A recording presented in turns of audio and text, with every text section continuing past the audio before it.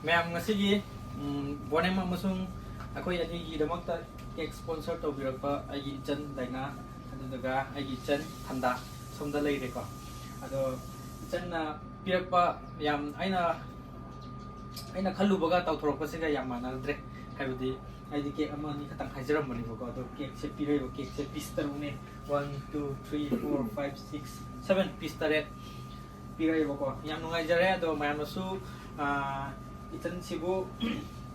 itan sigi bakery je mayam amtang laga aduga try tawbiu mouse tangbiu aduga thoyok hendokna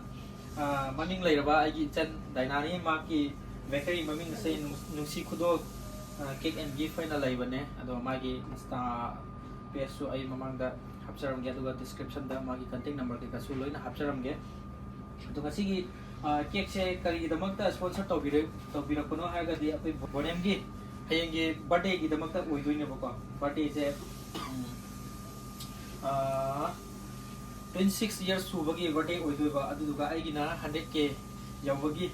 horen nungdang natraga ayu adum yawrani adugi damakta asmaina sponsor tawbirakne haningai leitana thagachari chan daina amusung chan thanda bako do hena chakhapasu oijasunu aduga hena yamna interesting oiba haragadi chan daina gi se bakery natana hoigi maongda class lawgi khudong chabu su lei ko haidi cake sababu tamjaningba mioi khudingmakna maongda dum laga contact tawraga dum sabiba ya tambiba yani aduga ai description da number loina hapcharage akupa marogi mayamna dum pau phawbirao